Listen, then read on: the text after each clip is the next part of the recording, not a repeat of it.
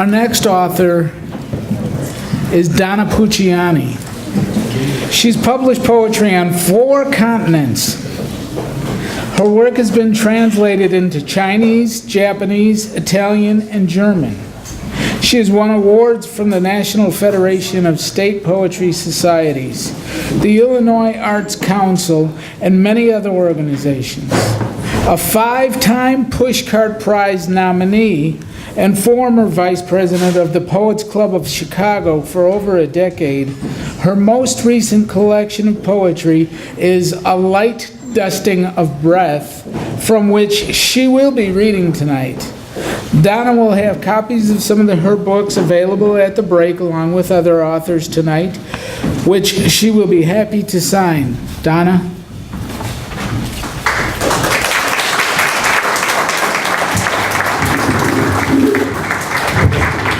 Thank you.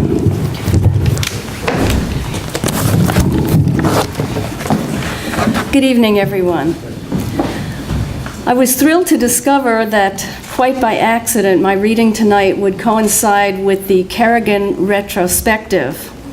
So I'd like to dedicate my reading tonight to the memory of Nancy Kerrigan, the wonderful artist whose works are on display here tonight, and my friend and colleague for well over a decade through the Poets Club of Chicago, the Illinois State Poetry Society, and Poets and Patrons of Chicago. We would often come and go to these meetings together, critique each other's works, and of course solve the world's problems in doing so. Nancy was not only a wonderful painter and sculptor and a fine poet, but also a great supporter of all the arts. And so tonight, in her honor, I'm going to read a handful of poems on the various art forms which she so loved. I will start with a poem on a technique of painting called body color, or gouache. Nancy herself explored many different media and styles in her artwork and was a master of technique. And this poem is about a small piece of art in the Whitworth Gallery in Manchester, England. And it was painted by a 19th century artist, William Havell, who did a small but exquisite landscape, the center of which was a depiction of a Welsh castle, Kilgarran Castle. Body color. The museum guide explains that body color is gouache, the gleaming excess of pigment that sets the stones aglow in a white fire wherever the painter wants kindling. I imagine Havell eating cheese and bread, staring at the empty quarter sheet of paper, scratching his balding pate, wondering where to put a castle the size of a thumbnail, a black sliver of boat, a whole river rushing to swallow itself in the palm of God. I can hear his pencil tap, a swift outline, the unthinking calligraphy of peak and crag, castle and canoe, the bony outline of shore, the empty space of river at the heart of things. Did he choose ochre, then, to wash the page in old sunlight, a castle's yellow ruins asleep in a golden sky? Then add daubs of blue and green following the tensile fragments of deciduous dreams? After that, he must have fallen asleep in his studio over a tankard of ale, miniature brush in hand, and dreamt of nothing but where to trail the reds tomorrow, where the reeds echo the gnat's cantata. The critics found his light too bright, but even at the end, he needed that, needed the brilliant skies at morning, bleeding juices of fallen fruits, the biblical streams of light rolling like smoke over the valley, a cowherd's shoulder aglow, the wet nose of a spaniel. He needed that last dab of sun, even as he needed bread, cheese, and ale, even as he breathed finally into the dark. Next, I have a poem on the Chicago Symphony. I know that Nancy was a longtime subscriber to the symphony, and this poem is a study of the Naples-born conductor, the present conductor, Riccardo Muti, conducting Brahms. Now, usually conductors keep the beat with their right hand, and then they use their left to do their own thing, cueing, dynamics, and whatnot. So I was fascinated when Muti was conducting Brahms a couple of years ago to watch what he was doing with that left hand. It was all over the place. It was marvelous. Muti's left hand. His right hand gives the downbeat with the stick. The opening chords rise into the chandelier netted with lights and microphones. Like a bird escaping its cage, his left hand flutters out from his lapel, then grasps his heart to keep it from bursting. He lets it go, a gull diving over a sea of violins into the deep bell of the tuba. Wait, be still, I'll tell you when. He does so, punching sforzando with a left hook, then flinging in a handful of salt, seasoning soup as his grandmother did. He knows how to simmer. Palm upturned, he welcomes the woodwinds, shakes the open hand next to his chest, strumming an invisible lute. Now leaning, he points like an angry father, reproaching the violas.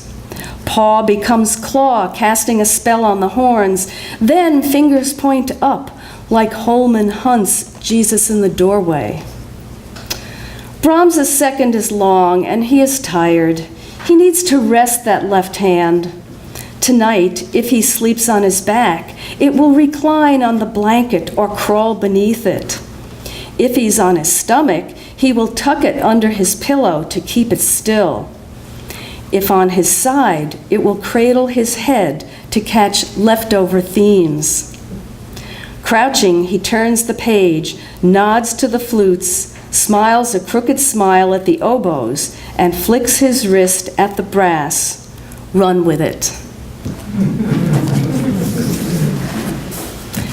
Nancy was also a great film buff, and so I'd like to read one of my poems about the movies, and it's called At the Movies.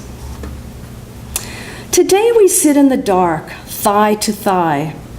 Popcorn butters us with its ubiquitous embrace.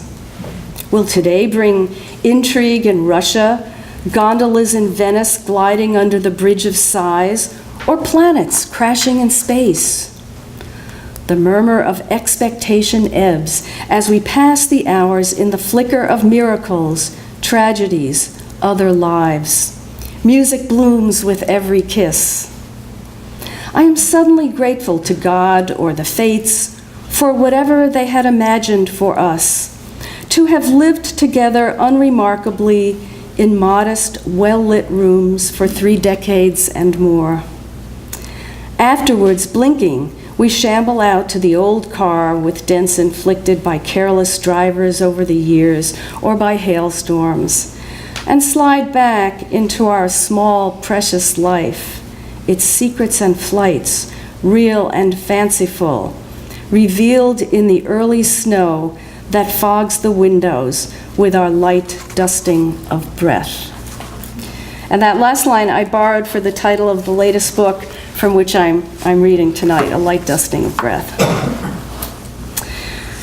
Nancy also enjoyed the theater, and so my next poem features the Palace Theatre in Manchester, England, which often does staged versions of Agatha Christie mystery stories. This is called Murder at the Palace Theatre. The rain spills on the conservatory roof like a broken necklace of pearls. An enormous dark cloud wedges itself into the hills as we step out in the strange yellow light of gilded puddles. By the time we get to the theater, our umbrellas close uselessly in our hands. The system has moved away, and taxis hiss past us on damp roads as night hunches towards curtain time. Agatha Christie gives us murder tonight, and to our delight, solves everything in 2 hours with a minimum of violence and a modicum of propriety. The usual cast, from butlers to artists, from would-be lovers to impossibly rich uncles, emerges from velvet drapes to smile and bow, their vengeance forgotten in the glare of colored lights. After such white-gloved cleverness, the crowds mill about on the sidewalk, then click off towards the parking garage, breathless in the warm, gusty winds, a respite before midnight thunder shivers them in their pajamas throughout the quilted night.